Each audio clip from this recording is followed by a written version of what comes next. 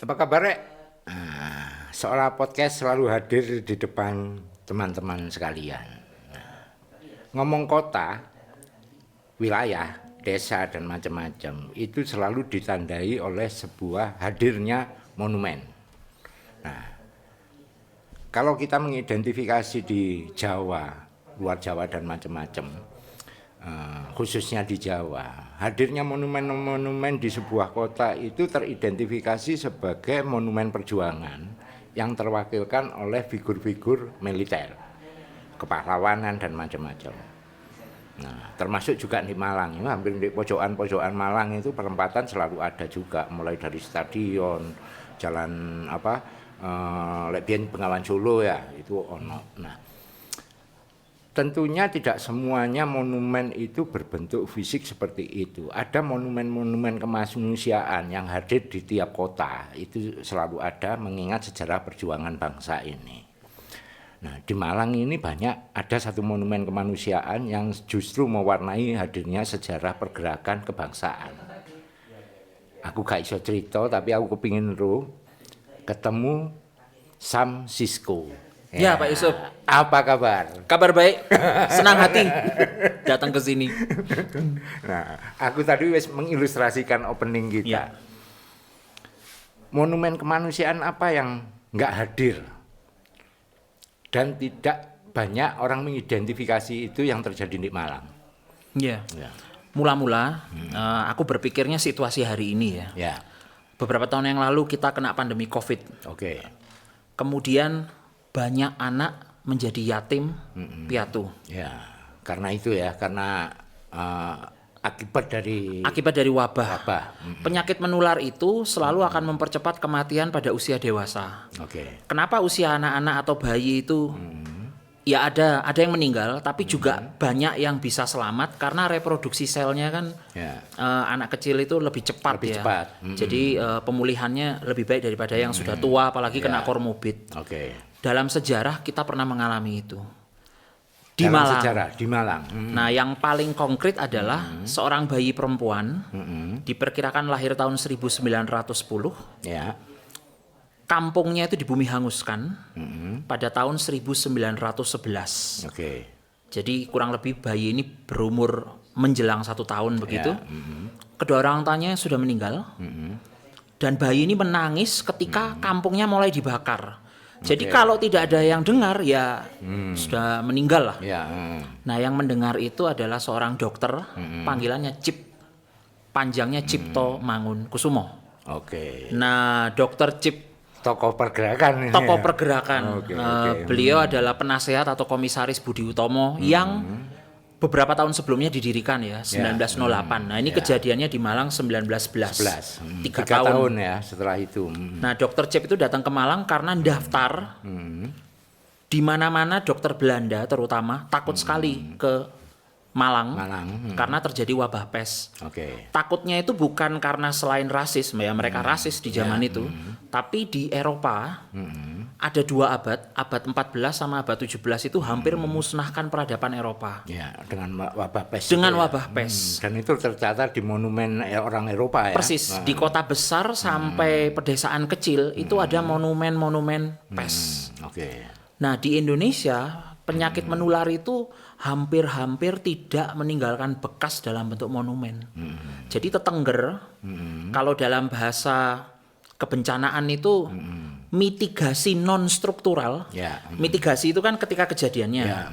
Kalau bukan kejadiannya, non-strukturalnya itu nggak ada di sini. Sebenarnya ini memori ingatan ya sebenarnya ya. Artinya ketika memori ingatan itu ada langkah-langkah ketika terjadi sesuatu yang baru, wabah baru. Ya. Ini kan mitigasinya clear ya. Persis. Kalau ada misalnya gitu ya. Karena kalau tanpa monumen dan itu bahannya batu misalnya. Karena semua peradaban yang tetap tertinggal itu kan rata-rata yang menjadi batu ya. Ya. Batu andesit.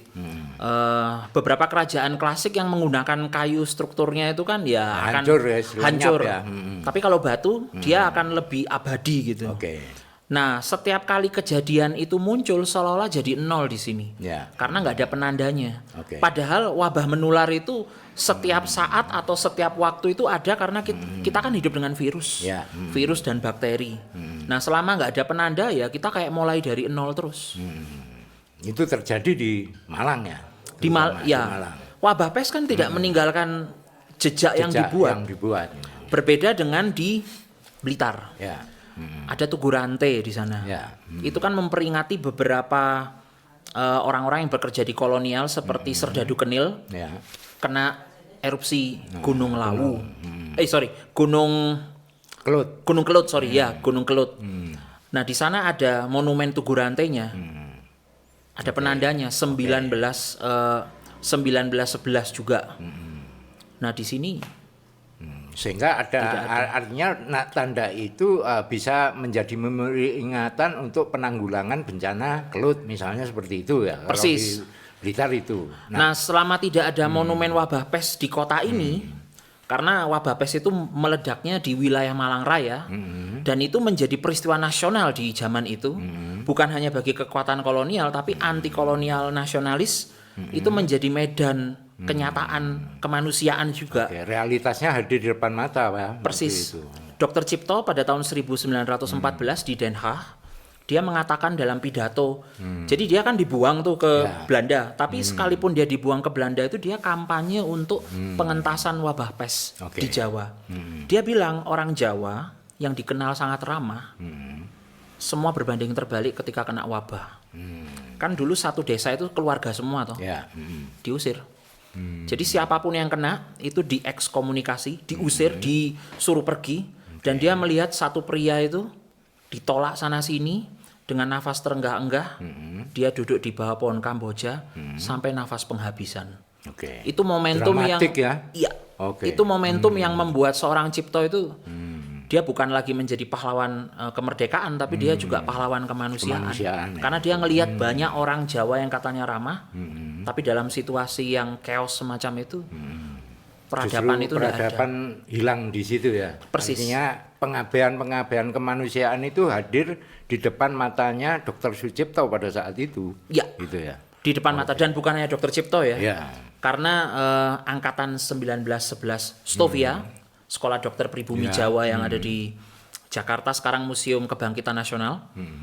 Itu ada Dr. Sutomo, adiknya Dr. Cipto, Gunawan Mangunkusumo CS, yang anggota Budi Utomo itu lulus tanpa skripsi. Tanpa mengerjakan skripsi dan sidangnya, asal mau ditempatkan. Nggak perlu mencapai Scopus sekian. Nggak perlu bayar sekian juta, puluhan juta, enggak. Gitu ya.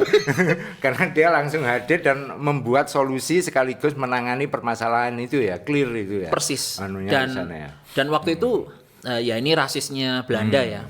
Kalau belum kena orang kulit putih, belum ada status siaga. Oke. Jadi kalau yang meninggal orang non pribumi, orang Jawa dan lain-lain, itu masih dianggap Bukan wabah ya, penyakit bukan biasa wabah, atau iya. apa gitu ya. Sampai ke situ ya. Sampai segitunya. Oke. Nah, ini kan nggak banyak yang tahu. Ya. Apa yang terjadi sebenarnya Ya.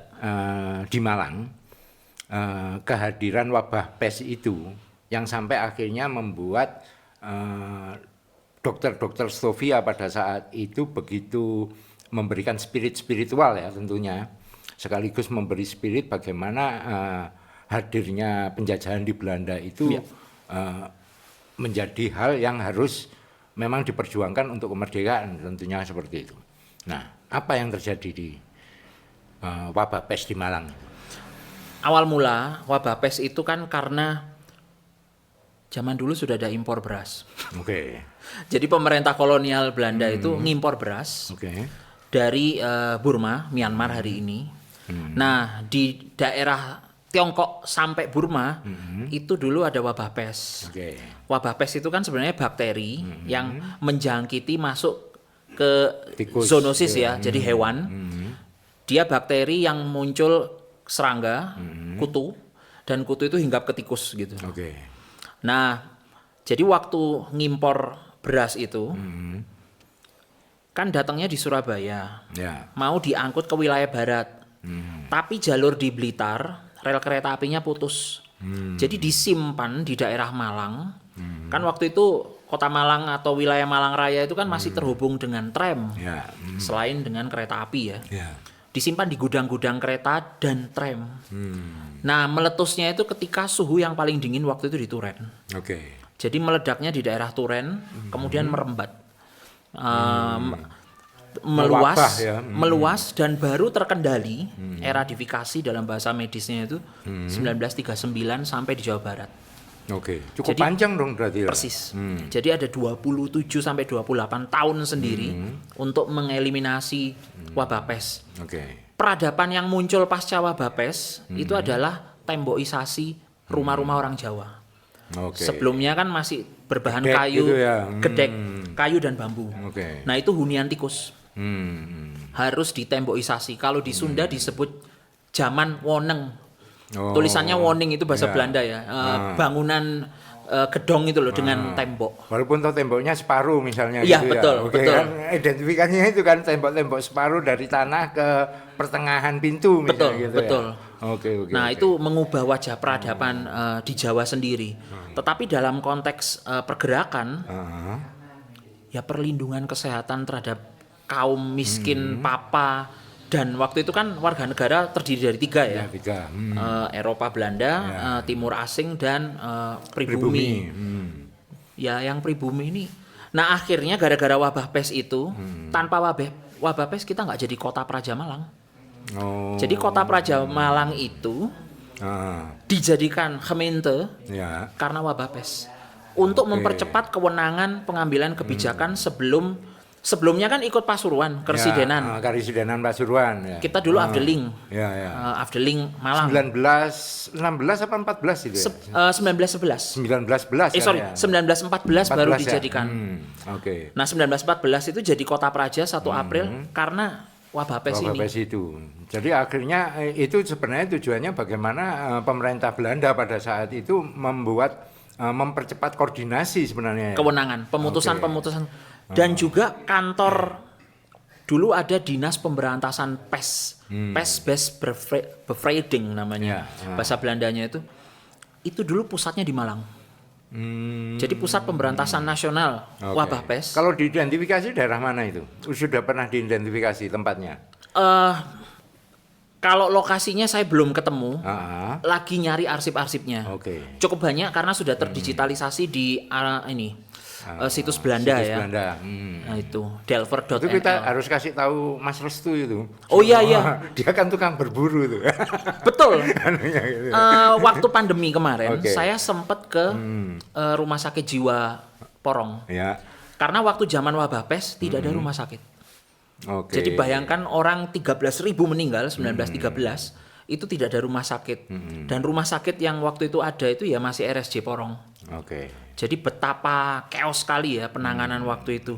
Nah, pusat wabah itu di sini kita ternyatakan eradifikasi itu 1916. Jadi Malang itu 1911 sampai 1916 itu darurat wabah pes. Oke.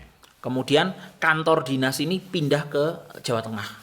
Karena untuk menyelesaikan sampai ke Jawa Barat itu. Rentetan dari peristiwa wabah ini ya. Persis. Anunya ke sana ya. Jadi bukan hanya pergerakan nasional yang terpengaruh, tapi juga kesehatan ya. Ya. Tanpa ada monumen kita tidak ada perbaikan kualitas setiap kali ada kejadian luar biasa seperti wabah ini. Oke. Artinya kan itu sebab monumen ini kan tidak hanya dihadirkan di dalam bentuk fisik misalnya. Betul. Tapi justru kandungan di dalam sebuah monumen ini kan ada histori, ada story ya Ya. kan. Ada narasi-narasi data misalnya Ya. yang bisa menjadi sebuah pijakan untuk penyelesaian berikutnya. Tentunya seperti itu. Iya, betul. Anunya ke sana ya. Betul, betul. Nah, kalau kita merujuk pada persoalan bagaimana sebuah kelayakan hidup misalnya, apalagi kota sekecil Malang, Ya. ya kan? Sebenarnya perlu nggak sih segera dihadirkan hal ini semacam begini? Nah. Kan banyak peristiwa-peristiwa yang mewarnai sejarah Malang sendiri misalnya gitu. Nah, kalau wabah pes 1911 sampai 1916, salah satu wajah yang berubah, kampung verbetering bahasa Belandanya, Oke. perbaikan kampung, sanitasi terutama. Jadi kampung-kampung yang ada di pusat wilayah kota, seperti Semeru, Bromo dan lain-lain, Ya, sanitasi airnya langsung diperhatikan oleh kolonial. kolonial. Tapi jangan salah, perhatian itu bukan karena pada sisi kemanusiaan, Ya, tapi lebih untuk kepentingan orang Belanda sendiri. rasis. Oke. Jadi mereka menganggap rumah-rumah orang Jawa itu menyumbang ketidakhigienisan, kotor. Mereka harus diperbaiki cara hidupnya. Jadi akhirnya got, sanitasi, saluran air, bahkan sungai buatan akhirnya dibuat. Termasuk pintu-pintu air, yaitu sebenarnya kan mengendalikan populasi tikus ya. Jadi sampai segitunya, dan Dr. Sutomo pernah ngeritik. Dia ngeritik seperti ini. Seolah-olah kemiskinan orang Jawa itu disembunyikan dari jalur utama jalan. Jadi misalnya kita lewat jalan kayu tangan. Kok indah gitu ya? Indah.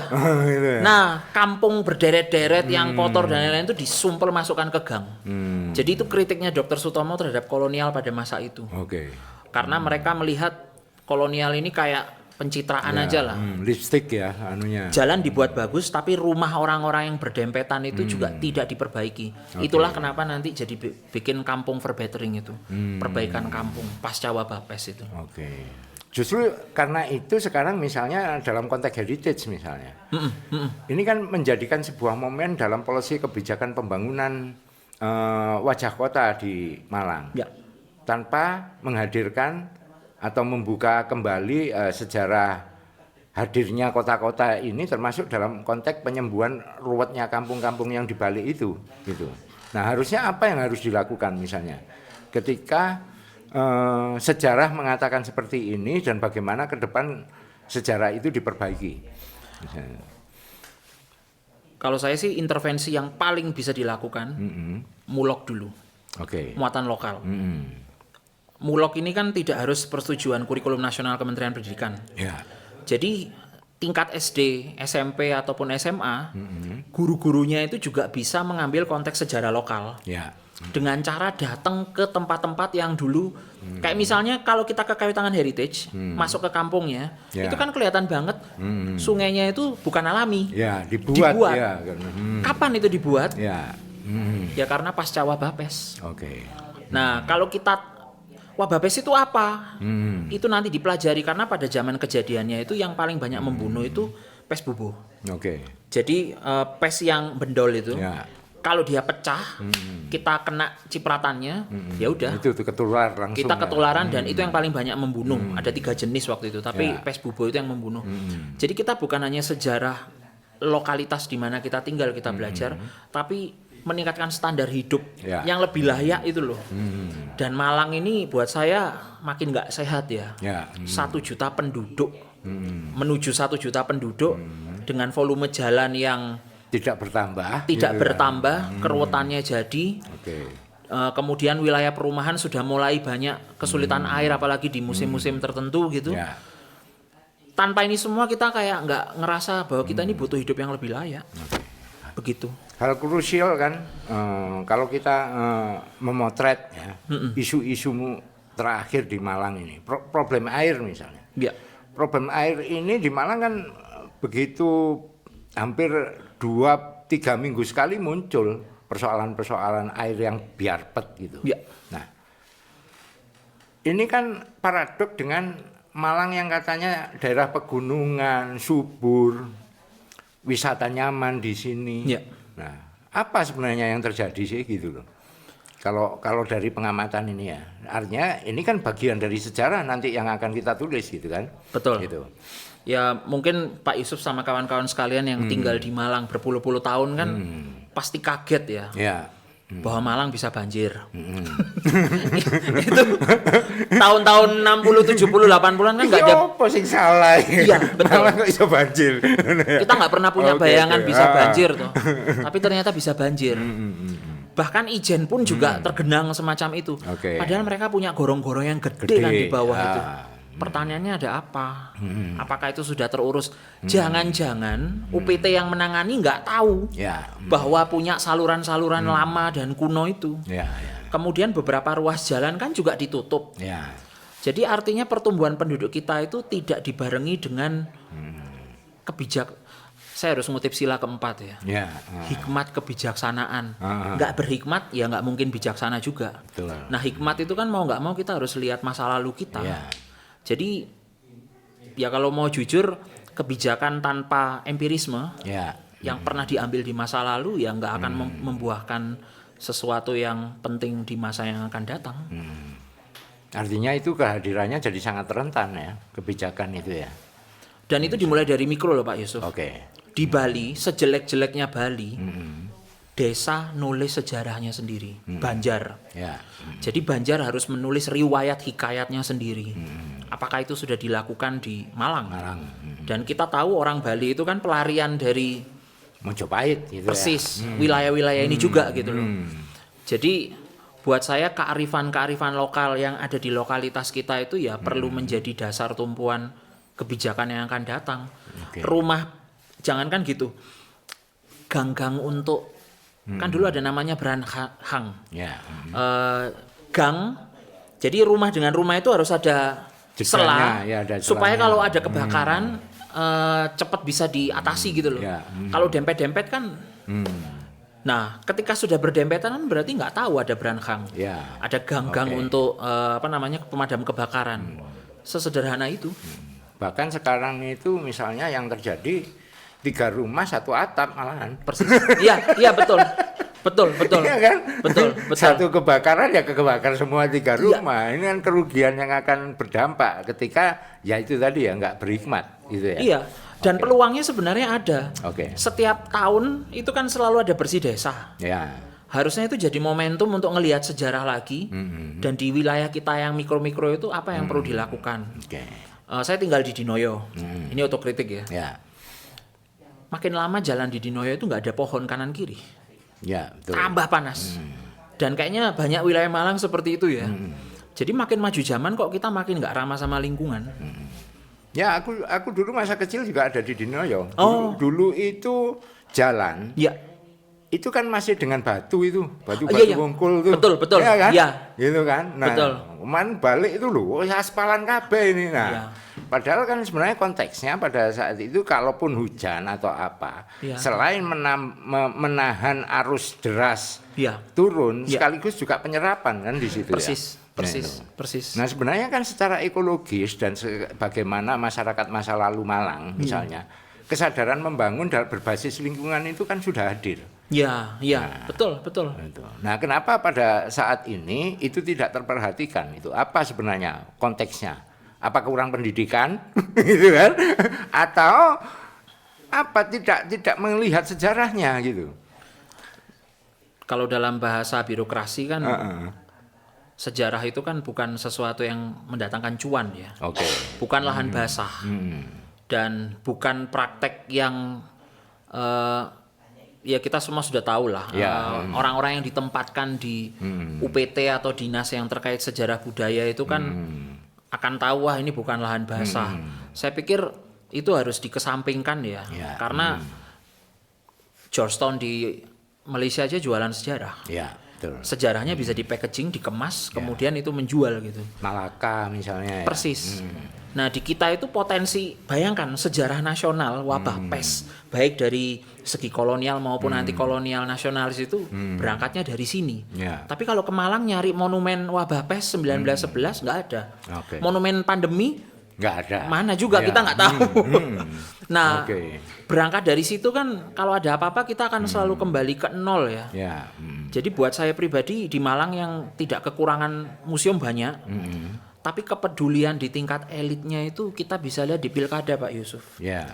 Ada nggak visi misi budaya, Oke. sejarah? Nggak ada. Apalagi ini udah deket juga nih, ya kan? Yang diuber mesti pertumbuhan ekonomi, gitu-gitu Pembangunan lah. infrastruktur misalnya yang tidak berbasis hikmat tadi. Iya, Ya, dan gitu ya. jujur aja Oke, kita kan juga nggak butuh. Ya. Proyek-proyek mercusuar Proyek-proyek di masa mercusuar. akhir para pimpinan wilayah ini kan kita juga nggak butuh. Yang kita butuhkan itu kan sesuatu yang bisa kita ketahui dan rasakan gitu loh. Ya. Dan sampai hari ini Pak Yusuf izin melaporkan. Saya izinkan. Oh iya. betul. Keturunannya Pesiati itu masih mengingat bahwa apa namanya nenek mereka Ya. itu ya dari Malang. Oke. Jadi Dokter Cipto itu nikah 3 kali. Sempat punya anak tapi meninggal waktu bayi. Oke. Akhirnya yang diambil anak angkat ini Pesiati ini jadi ahli waris. Jadi ahli waris Cipto Mangunkusumo itu keturunannya Ibu Pesiati. Itu. Jadi bikin koin uang Bank Indonesia itu kan ada koin Cipto Mangunkusumo. Ya. Izinnya ya ke keluarga Pesiati. Dan Pesiati ini meninggal tahun 2005. Oke. Jadi 95 tahun Ya. hidupnya itu. Ya. Nggak ada yang menyangka. Terus RSCM, Rumah Sakit Cipto Mangunkusumo, kalau ada apa-apa ya tetap mengundang keluarga mereka gitu loh. Jadi keterkaitan mereka dengan Malang itu ya menubuh. Ya. Dan tidak ada yang menyangka, ya ini twist of fate ya, nasib gitu ya. Ya. Dokter Cipto menyelamatkan bayi kecil itu. Salah satu putrinya Bu Pesiati itu jadi Direktur Pengendalian Penyakit Menular Kementerian Kesehatan. Oke. Jadi Oke. gimana ya? Jadi takdir mengarahkan ke wabah pes. Tetap terkait dengan Terkait penyakit dengan menular. itu ya. Oke. Penyakit menular. Nah, artinya kan ini artinya ini alam ya, hukum Ya. alam itu berbicara lain misalnya ya. Iya. Sampai pada konteks bagaimana hubungan kemanusiaan itu tumbuh ya, Ya. melalui Dr. Cipto dan Ibu tadi misalnya. Betul, gitu ya. betul. Nah, seharusnya ini kan bisa menjadi pijakan ketika apa istilahnya peristiwa ini dimonumenkan misalnya di Malang, itu perlu nggak gitu? Menurut Sopen? Kalau buat saya perlu banget. Perlu banget ini. Karena penyakit wabah menular itu kan nggak akan hanya berhenti di pandemi kemarin. Oke. Karena tadi saya sudah sebutkan kita hidup dengan virus, kita hidup dengan bakteri, dan ketika mereka menjadi wabah, kita sudah tahu apa yang harus kita lakukan. Oke. Tanpa ada monumen dan kalau bahasa mitigasi non struktural, ya kita akan selalu mulai dari nol. Dan kalau mulai dari nol itu kan, mohon maaf ya, kok betapa bodohnya kita jatuh ke lubang yang terus menerus gitu Pak Yusuf. Ke lubang yang sama lagi gitu ya. Iya. Padahal banyak lubang yang berbeda tentunya. betul iya. Kalau bahasa guyonannya Kan anu ya. guyonannya gitu ya. Guyonan. Kan ngono kan. betul. Oke, menarik. Dan tambahan ya Pak Yusuf. Ya. Seandainya itu ada, Heeh. jarang loh monumen perempuan. Oke. Maksudnya Pesiati ya. Dan Pesiati itu dinamakan dari penyakit pes itu. Bayi itu ya. Bayi itu ya. Ya, Dokter Cipto waktu ngambil kan nggak tahu nama Ya, anak ini. namanya siapa gitu ya. Jadi Pesiati. Nah, di Malang setahu saya monumen perempuan kan juga Ya nggak banyak hadir. Iya. Hampir nggak ada kayaknya ya. belum, ya setahu Ya. saya yang di spotlight belum ada ya. Nah ini kan sebenarnya bisa menjawabnya ketika kekuasaan pada masa Orde Baru misalnya menghadirkan momen ingatan melalui monumen itu dengan figur-figur militeristik misalnya seperti itu. Nah sekarang kan era sudah berubah, misalnya gitu ya. Betul, nah betul. paling tidak dengan era yang perubahan ini apa sih problem utama? Banyak faktor di luar perjuangan fisik misalnya. Betul. Bagaimana kita berjuang tentang kesehatan, bagaimana kita berjuang tentang meningkatkan hidup yang lebih layak, Betul. mandiri secara ekonomi dan macam-macam. Nah, kira-kira dalam perspektif sampean, kehadiran ini menjadi langkah awal atau hal yang perlu segera diprioritaskan untuk membangun monumen-monumen semacam seperti ini. Buat saya itu menjadi strategis, Pak Yusuf, karena kalau tanpa ada monumen kemanusiaan, elit kita nggak akan punya, istilahnya kita masyarakat biasa ini bisa neror gitu loh. Iku lo delok, itu lo lihatan ada monumen dengan kejadian seperti itu. Raperdanya ada belum? Perdanya ada atau belum? Peraturan gubernurnya ada atau belum? Karena kekuatan kita ini kan sebenarnya kekuatan neror elit ya. Neror elit dalam bentuk undang-undangnya yang menjamin kita ini sudah ada atau belum? Sudah dijalankan apa enggak? Kalau memang enggak lebih baik ya artinya ada mekanisme kewarganegaraan yang bisa kita tempuh gitu loh. Asal kita punya alat terornya. Berupa monumen. Monumen sebagai alat teror. Lek ndelok demo-demo di Eropa kan selalu monumen itu menjadi background ya, bagaimana mereka menyuarakan ini gitu ya. Dan Pak Yusuf pasti tahu kan, waktu kemarin COVID, Black Lives Matters, Black Lives Matters ya. Monumen-monumen feodal kan dicoreti karena semua terkait dengan perbudakan ya. Jadi monumen juga menjadi ya kayak pengingat juga ya. Persis. Ketika kita negara kita geser gitu kan, untuk mengembalikannya perlu dihadirkan monumen itu untuk mengingat itu ya. Iya, walaupun ini kita ngomong beban psikologis juga.